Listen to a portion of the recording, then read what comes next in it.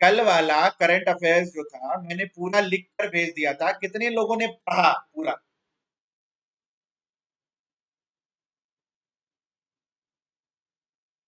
चलो इन दो टॉपिक्स पे बाद में आएंगे हम। करो कंटिन्यू, गुड। ये हुआ जज्बा। ठीक है, अच्छे टॉपिक्स पढ़ेंगे, मजा आएगा। ऑक्सीजन के बारे में मुझसे ज्यादा तो आप ही लोग जानते होंगे। ऑक्सीजन के बारे में, ऑक्सीजन के बारे में मुझसे ज्यादा तो आप लोग जानते होंगे। मेरे से ज्यादा आप लोगों ने रिसर्च कर लिया होगा।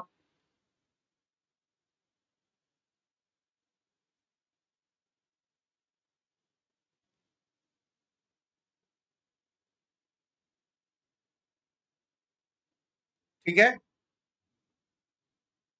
तो different type of oxygen sources को अगर हम देखें, डिफरेंट टाइप्स ऑफ अगर ऑक्सीजन सोर्सेस को हम देखें, तो एक तो सिलेंडर्स होती हैं, एक ऑक्सीजन कंसंट्रेटर होता है, एक ऑक्सीजन प्लांट होता है जिसको हम प्रेशराइज्ड स्विंग प्लांट बोलते हैं। ठीक है, और लास्ट में क्या होता है? Liquid oxygen plant. ठीक है, तीन चार तरीके के प्लांट्स होते हैं। ठीक है, इसमें गैसियस फॉर्म में ऑक्सीजन सप्लाई होता है। ठीक है, ये भी गैसियस फॉर्म में होता है और ये भी गैसियस फॉर्म में होता है, लेकिन ये लिक्विड ऑक्सीजन जो सप्लाई होता है, यहाँ पे ऑक्सीजन को कंप्रेस करके लिक्विफाई किया जाता है और उसके बाद सप्लाई किया जाता है। ठीक है, क्लियर है?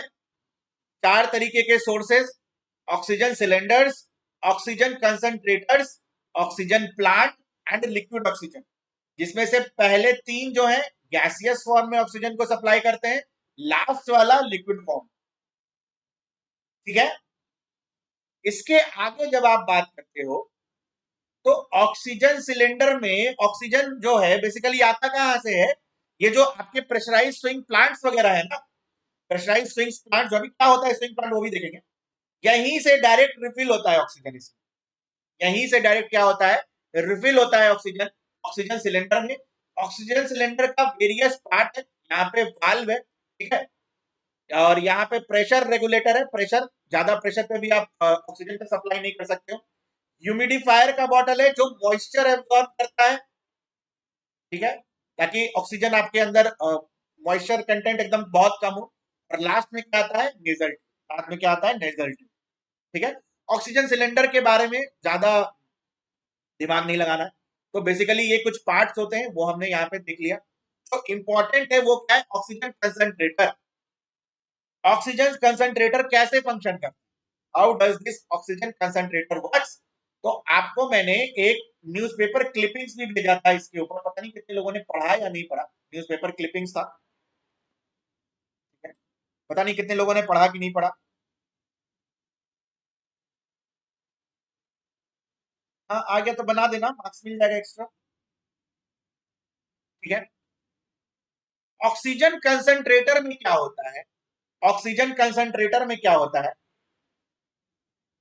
यहां से एम्बियंट, जो आप जिस एटमॉस्फेयर में रह रहे हो वहां से ऑक्सीजन को खींचता है, कंप्रेस करके हम कंप्रेसर के थ्रू ऑक्सीजन को खींचा जाता है। ठीक है, उसके बाद उसके बाद सेकेंड स्टेप में यहां पे हम लोग एड्सॉर्प्शन मटेरियल लगाते हैं, जैसे कि जियोलाइट।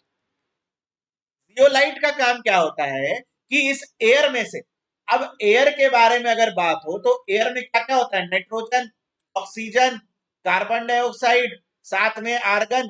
ठीक है, ये सारी चीजें होती है। तो जब जियोलाइट जब आप डालते हो तो जियोलाइट क्या करता है? नाइट्रोजन को सारा एब्जॉर्ब कर लेता है अपने सरफेस पे। ठीक है, नाइट्रोजन सारा एब्जॉर्ब कर लेता है तो एयर में मैक्सिमम क्या बच गया? O2। एयर में क्या बच गया? Maximum O2। ठीक है, अब इस O2 को O2 को O2 के प्रेशर को रेगुलेट किया जाता है। O2 के प्रेशर को रेगुलेट किया जाता है और फिर सप्लाई कर दिया जाता है जो भी पेशेंट है उसको। तो एक से दो पेशेंट सप्लाई हो सकते हैं डिपेंडिंग अपॉन कि कितना उन्हें ऑक्सीजन का रिक्वायरमेंट है। ठीक है, तो इसकी कैपेसिटी क्या होती है? 5 से 10 लीटर पर मिनट। 5 लीटर वाला भी आता है, 10 लीटर वाला भी आता है। ऑक्सीजन सिलेंडर की मैक्सिमम कैपेसिटी क्या कितने तक होती है? 25 लीटर तक। ठीक है, nobody will ask you all these things. Functions पता होना चाहिए कैसे काम करता है। क्या ये चीज क्लियर है? किसी को कोई डाउट? इसके अलावा आपको ये कंपोजिशन ऑफ एयर पता होना चाहिए। सबसे ज्यादा नाइट्रोजन, उसके बाद ऑक्सीजन, तीसरे नंबर पे देखो आर्गन है, आर्गन। ये दिमाग में रखना। First is nitrogen 78%, second is oxygen 21%, and the third one is argon 0.9%, not carbon dioxide. ठीक है, this is the composition of air, composition of air. Clear है ये चीज? ऑक्सीजन कंसंट्रेटर कैसे काम करता है, क्या ये चीज क्लियर है? इसके बाद प्रेशर स्विंग एब्जॉर्प्शन सिस्टम पे आएंगे। बहुत मजेदार फंक्शन है यार इसका। ठीक है,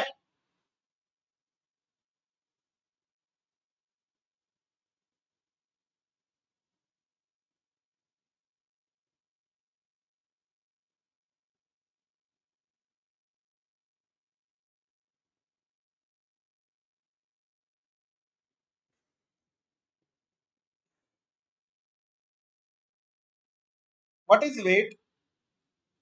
tell me, what is weight? Weight क्या होता है? साइंस के स्टूडेंट्स, क्लास 6 की एनसीईआरटी, व्हाट इज वेट या व्हाट इज मास? मास क्या होता है?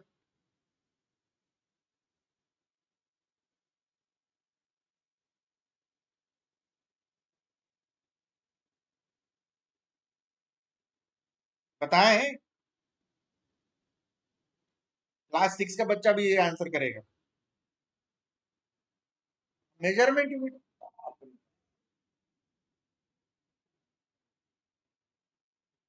क्या होता है मास?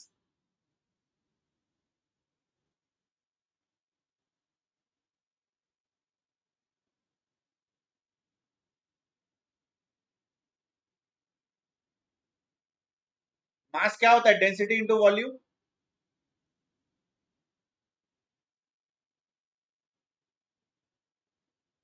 वॉल्यूम गैस का ज्यादा होता है या फिर लिक्विड का ज्यादा होता है? इन जनरल अगर किसी एक पर्टिकुलर एलिमेंट की ही बात करें तो वॉल्यूम किसका ज्यादा होगा? गैस का ज्यादा होगा या लिक्विड का ज्यादा होगा?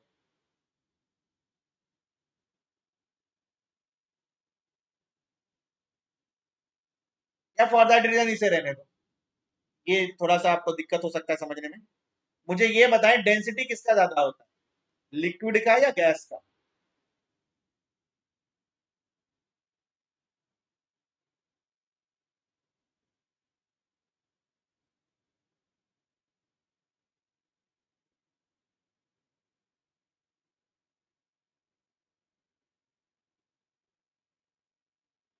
अगर सेम मास की बात करें,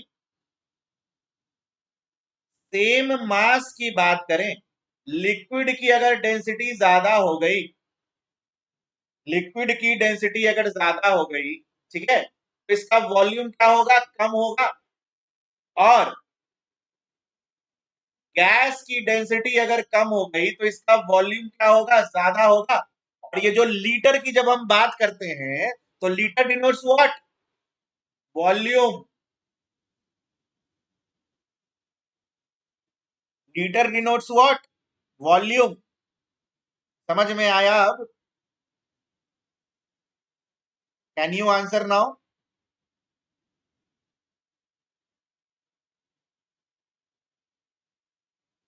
कैन यू आंसर? सोचना। नहीं, इसके बाद भी अगर समझ में नहीं आता है तो कल के क्लास में एक्सप्लेन कर देंगे। ठीक है, सोचना पहले इसके ऊपर।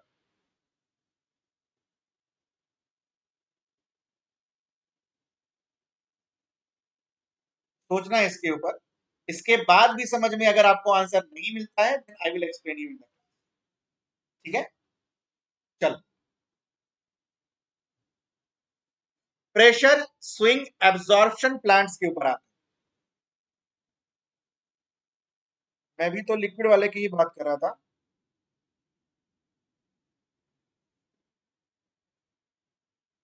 सर जब इतना ज्यादा लीटर होता है सिलेंडर में तो उसका वेट इतना क्यों नहीं होता, लिक्विड वाले की बात करो।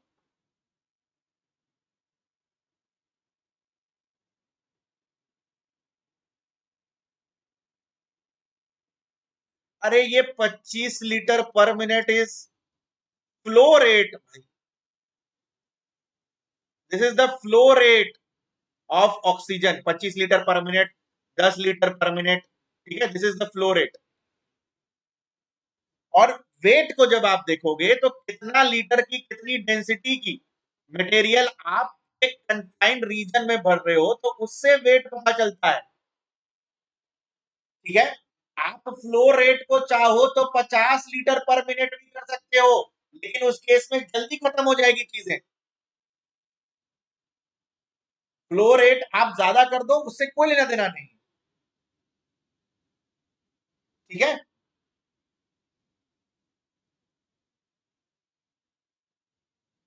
Flow rate is something different, और जो लीटर स्टोर होकर आता है किसी इक्विपमेंट में, that is something different. Flow rate क्या डिनोट करता है कि आप कितना तेजी से इसे खाली कर रहे हो। ठीक है,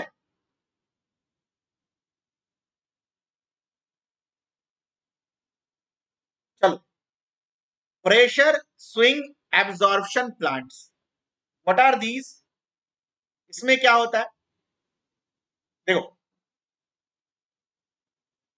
एयर को इन्होंने सक किया, एयर को एटमॉस्फेयर से सक किया, ठीक है। यहां पे कुछ आपके मटेरियल होते हैं एड्सॉर्बेंट्स, जिसको हम लोग बोलते हैं, क्या बोलते हैं? एड्सॉर्बेंट्स बोलते हैं। ठीक है, इन एड्सॉर्बेंट्स को हाई प्रेशर पे रखा जाता है। इसकी वजह से क्या होता है कि इस एयर से नाइट्रोजन सेपरेट हो जाता है और ये एब्जॉर्ब हो जाता है इनकी सरफेस पे। ये जो मटेरियल है ना, एड्सॉर्बेंट्स, हाई प्रेशर पे होते हैं, और जब हाई प्रेशर पे होते हैं तो N2 जो एयर का कंपोनेंट है वो इनके ऊपर जाकर क्या होता है, चिपक जाता है, और O2 क्या होता है, पास हो जाता है। O2 क्या होता है, पास हो जाता है। फिर O2 को एक स्टोरेज टैंक में हम लोग रखते हैं और फिर वहां से सप्लाई करते हैं। ठीक है, क्लियर है? इसके बाद क्या होता है कि एक साइकिल जब ये कंप्लीट हो गई, मान लो आपने कुछ O2 को जितना रिलीज कराना था एक साइकिल में करा दिया, अब इस एड्सॉर्बेंट के ऊपर तो ये नाइट्रोजन फिक्स है। या तो आप एड्सॉर्बेंट को चेंज करो, या तो इससे नाइट्रोजन हटा दो, ताकि दूसरा साइकिल फिर से ऑक्सीजन को, फिर से एयर को सक कर सके और फिर उसमें से नाइट्रोजन और ऑक्सीजन को अलग कर सके। दो बेसिस है, या तो आप एड्सॉर्बेंट हटा दो यहां से, नया लगा दो, फिर एयर को सक करो और ऑक्सीजन को पास करें, तो सेम प्रोसेस रिपीट। या फिर दूसरा क्या है कि यहाँ एड्सॉर्बेंट के सरफेस पे जो नाइट्रोजन चिपक गए हैं उसे हटा दो। तो अगर आप बार बार एड्सॉर्बेंट को रिप्लेस कर रहे हो तो आपका कॉस्ट बढ़ जाएगा। कितना एड्सॉर्बेंट लेकर आओगे? तो क्या करते हो, ये जो प्रेशराइज्ड सिस्टम था, this pressurised system is now swinged to low pressure system. और जैसे ही लो प्रेशर होता है यहां से N2 रिलीज हो जाता है और N2 को अलग चैम्बर में हम लोग स्टोर कर, या फिर वापस एयर में रिलीज कर। समझ में आया? प्रेशर स्विंग क्यों बोलते हैं? हाई प्रेशर से लो प्रेशर चला गया, हाई प्रेशर में N2 को एब्सॉर्ब कर लिया, लो प्रेशर में N2 को वापस रिलीज कर दिया एटमोस्फेयर। ठीक है, क्लियर है ये चीज? किसी को कोई doubt?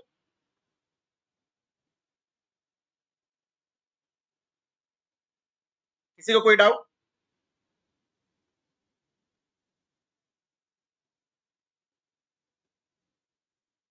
Next is what, and this has been taken from news 18, ठीक है, दोनों फिगर्स न्यूज 18, सोर्स इसका न्यूज 18 है।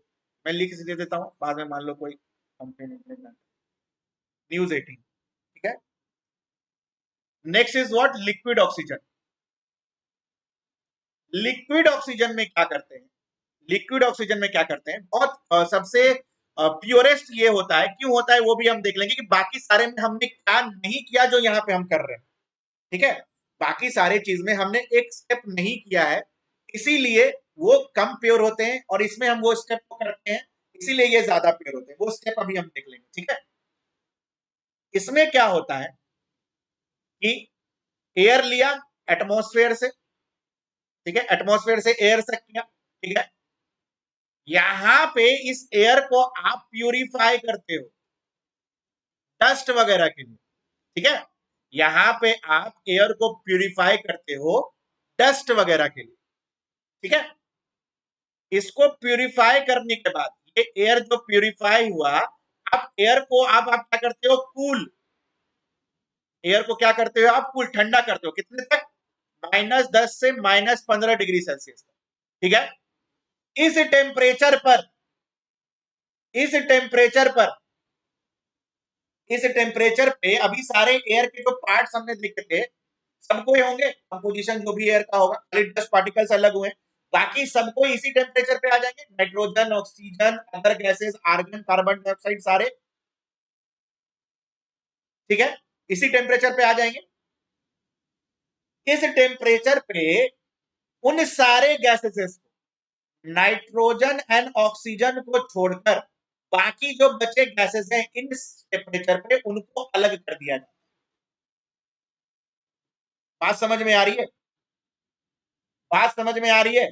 तो यही जो प्रोसेस यहां पे हुआ, this is different from others, hence this liquid oxygen वाला जो है इट इज मोर प्योर, 95% से लेकर 99% तक प्योरिटी रहती है, ठीक है। चलो, बाकी सारे गैसेस को अलग कर दिया है, नाइट्रोजन और ऑक्सीजन अभी भी साथ में। अब इनके मिक्सचर को और कूल किया जाता है, इनके मिक्सचर को और कूल किया जाता है जब इस टेम्परेचर पे आते हैं, ठीक है। जब 165 डिग्री सेल्सियस पे आते हैं तो ऑक्सीजन जो होता है क्या हो जाता है, लिक्विड हो जाता है, ऑक्सीजन लिक्विफाइड हो जाता है, और इस ऑक्सीजन को हम लोग कलेक्ट करते हैं।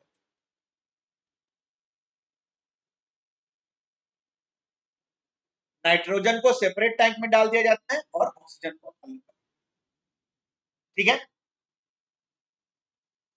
नेक्स्ट क्या है, how is oxygen transported, short distance के लिए सिलेंडर, ठीक है।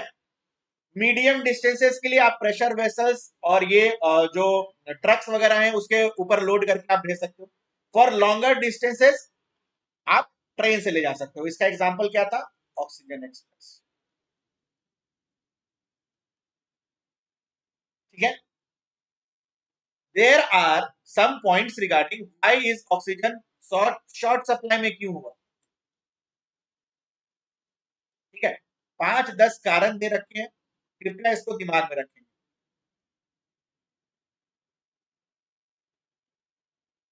ठीक है।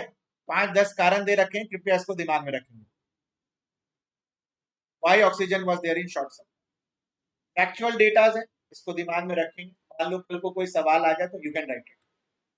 ऑक्सीजन की कहानी क्लियर है, किसी को कोई डाउट ऑक्सीजन में। ऑक्सीजन के अलावा एक और चीज थी, नई guidelines for thermal power plants, 5 minute का टॉपिक है, इसको भी कंप्लीट करो, ठीक है। थर्मल पावर प्लांट्स के लिए, थर्मल पावर प्लांट्स के लिए प्लीज इसकी फिलॉसफी सुन ले पहले। थर्मल पावर प्लांट से जो गैसेस इजेक्ट होते हैं, गैसेस जो बाहर निकलते हैं, उसे हमने क्या पढ़ा था, याद करो, फ्लू गैस, ठीक है। और फ्लू गैस का ही पार्ट क्या होता है, फ्लाई ऐश एंड बॉटम ऐश, ये सारी चीजें हमने देखी थी प्रीलिम्स में, ठीक है। तो उतना डिटेल में अभी नहीं जाना है। थर्मल पावर प्लांट से हार्मफुल गैसेस निकलते हैं एटमॉस्फेयर में, थर्मल पावर प्लांट से हार्मफुल गैसेस निकलते हैं एटमॉस्फेयर में। तो इन हार्मफुल गैसेस को अगर हम चाहें कि कंट्रोल्ड वे में खुद जो प्लांट है वहीं पे ठीक कर दिया जाए या वहीं पे प्यूरिफाई कर दिया जाए, वहीं पे कलेक्ट कर लिया जाए हार्मफुल गैसेस को, और जिसके कारण रिलेटिवली कम गैसेस एटमॉस्फेयर में रिलीज हो, हार्मफुल गैसेस एटमॉस्फेयर में रिलीज हो, इसके लिए टेक्नोलॉजी होती है डीसल्फराइजेशन टेक्नोलॉजी। ठीक है,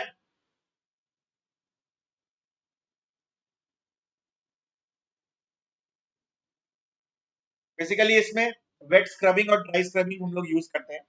ठीक है, डीसल्फराइजेशन टेक्नोलॉजी। तो सरकार ने क्या बोला कि हमारे जो थर्मल पावर प्लांट्स हैं इनको 31 मार्च 2020 तक जितने भी थर्मल पावर प्लांट्स हैं सबको ये टेक्नोलॉजी लगानी है। अच्छा, क्यों लगानी है, क्यों किया ऐसा सरकार ने, इसको भी यहीं पे समझ लेते हैं। पहली बात ये कि हमारा कुछ ऑब्लिगेशंस है पेरिस क्लाइमेट डील के अंदर कि इतना ग्रीन हाउस गैस और ये सारी चीजों को कम करेंगे, इसीलिए सरकार बोली कि चलो ठीक है लगा लो। उसके बाद क्या, उसके बाद क्या कि एनवायरमेंट, ठीक है, ऑब्लिगेशंस तो है ही एनवायरमेंट के लिए, प्लस एज सच सरकार का ये रोल भी है ना कि ये जो गैसेस, हार्मफुल गैसेस अगर एमिट नहीं होंगे एटमॉस्फेयर में तो उससे रिलेटेड हेल्थ हजार्ड्स भी नहीं होंगे, उससे रिलेटेड हेल्थ हजार्ड्स भी नहीं होंगे। ठीक है, तो इन बेसिकली दो तीन पॉइंट्स को मद्देनजर रखते हुए सरकार ने क्या बोला कि सारे थर्मल पावर प्लांट्स को ये टेक्नोलॉजी लगानी होगी। कब? 31 मार्च 2020 तक। लेकिन बीच में हुआ क्या सभी को पता है। ठीक है, पैंडेमिक आया तो थर्मल पावर प्लांट्स ने इनको फॉलो नहीं किया, इस गाइडलाइन को फॉलो नहीं किया, तो सरकार नई गाइडलाइन लेकर आई। सरकार नई गाइडलाइन लेकर आई और नई गाइडलाइन में क्या बोला कि ठीक है अब आपको फेज्ड मैनर में लगानी है, अब आपको ये जो डीसल्फराइजेशन टेक्नोलॉजी है फेज्ड मैनर में लगानी है। इसके हिसाब से इन्होंने थर्मल पावर प्लांट्स को क्लासिफाई किया, कैटेगरी ए, कैटेगरी बी और कैटेगरी सी। ठीक है, category A, category B, category C. ठीक है, और तीनों के लिए अलग अलग डेडलाइन रखी कि आपको इतने तारीख तक कंप्लीट करना है, बी वालों को बोला कि आपको इतने तारीख तक कंप्लीट करना है, ए वालों को बोला कि आपको इतने तारीख तक कंप्लीट करना है। ठीक है, क्लियर है। इसके अलावा और सरकार ने इस गाइडलाइन में क्या बोला कि कुछ थर्मल प्लांट जो ऑलरेडी रिटायर होने वाले हैं, ठीक है, 2-3 साल में जो ऑलरेडी रिटायर होने वाले हैं, आपको जरूरत नहीं है ये टेक्नोलॉजी लगाने की, तो आप तो ऐसे ही रिटायर होने वाले हो, क्या करोगे नया टेक्नोलॉजी लगा के, जुट का खर्चा, फालतू का खर्चा। और साथ में सरकार ने पेनल्टी का भी प्रोविजन लगाया कि हम आपके ऊपर, अगर आप फॉलो नहीं करोगे तो जिस डेट को आपका ये एग्जेम्पशन खत्म होता है, जिस तो लास्ट डेट तक आपको लगाना है, उसके बाद से अगर उस डेट तक आप नहीं लगाते तो उसके बाद जस्ट बाद वाले दिन से आपके ऊपर पेनल्टी लगनी शुरू हो जाए। तो ये थी गाइडलाइन, ये थी गाइडलाइन। अब इस गाइडलाइन के ऊपर हमें दो तीन बातें डिस्कशन करनी है। वो क्या, सरकार ने जो ये गाइडलाइन लेकर आए, ये जो गाइडलाइन लेकर आए, thermal power plant with higher capacity, ठीक है, ज्यादा वाले, ठीक है, 100 मेगावाट, 1000 मेगावाट, ठीक है, इस तरीके थर्मल प्लांट, तो ये गाइडलाइन बोला कि इनके लिए एप्लीकेबल होगा। छोटे मोटे थर्मल पावर प्लांट के लिए 50 मेगावाट, 60-70 मेगावाट, इनके लिए एप्लीकेबल नहीं होगा। अब मेरे भाई ये बात बताओ कि ये छोटे वाले जो हैं क्या ये पोल्यूट नहीं करते हैं एनवायरमेंट को?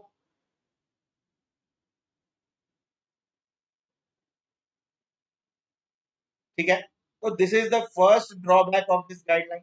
अरे लेना है तो सबके लिए लाओ यार, क्या छोटा बड़ा कर रहे हो। ठीक है, सेकंड,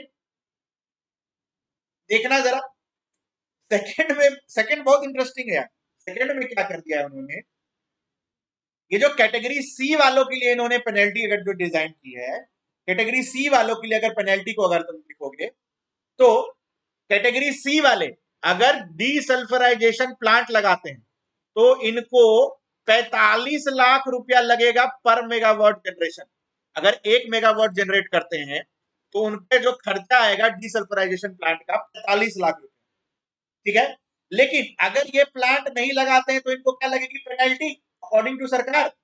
पेनल्टी कितना लग रहा है, 5 लाख पर मेगावाट। तो ऑब्वियसली यार ये चाहेगा क्या कि पेनल्टी देकर निकल जाए, 40 लाख तो बचाया,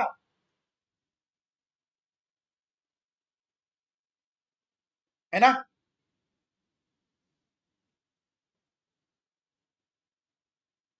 उसके बाद सेम लॉजिक यार, क्या ओल्ड थर्मल पावर प्लांट सबसे ज्यादा पोल्यूटिंग तो यही है। नए वाले तो चलो फिर रिलेटिवली नए नए टेक्नोलॉजी के साथ आ रहे हैं, लेकिन सबसे ओल्ड वाले तो यही है, सबसे ज्यादा गन तो यही फैलाएंगे। तो इनको बैन करने के बजाय आपने इसको दे दिया एग्जेम्पशन कि चलो ठीक है यार, तुम बूढ़े हो गए हो, रिटायर करने वाले हो, रहने दो तुम, ठीक है। और लास्ट में क्या बोला जाता है, लास्ट में क्या बोला जाता है कि तारीख पे तारीख, पहले आपने बोला 2020, फिर बोला 2021, अब आप बोल रहे हो 2022 किसी प्लांट के लिए, 2022 किसी के लिए, 2023 किसी के लिए, 2024 और किसी के लिए कुछ भी नहीं। तो तारीख पे तारीख, delay in implementation, delay in implementation चल रहा है।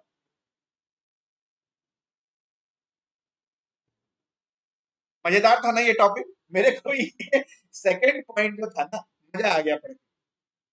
सेकंड पॉइंट देख के मुझे बहुत मजा आया। देख रहे हो ना पॉलिसी मेकर्स हमारे, जो कल आप लोग बनोगे, कितना खतरनाक पॉलिसी बना रहे हैं। मतलब 40 लाख का शुद्ध प्रॉफिट है भाई, लॉस भी नहीं है, प्रॉफिट है 40 लाख। चलो ठीक है, बाकी ये रीड करने वाला था यार। WMO का फुल फॉर्म क्या है, वर्ल्ड मेटियोरोलॉजिकल ऑर्गेनाइजेशन,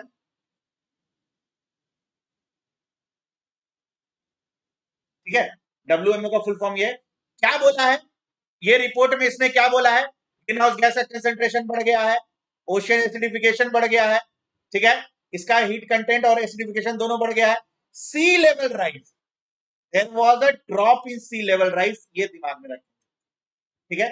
बाकी अंटार्कटिका का आइस मेल्ट हो गया है, बढ़ गया है, आर्कटिक का आइस मेल्ट हो गया, बाकी सारी चीजें ऑब्वियस है, 1 2 4 एंड 5, 3 इज रिलेटिवली अलग, इसको दिमाग में रखें। There was a drop in sea level,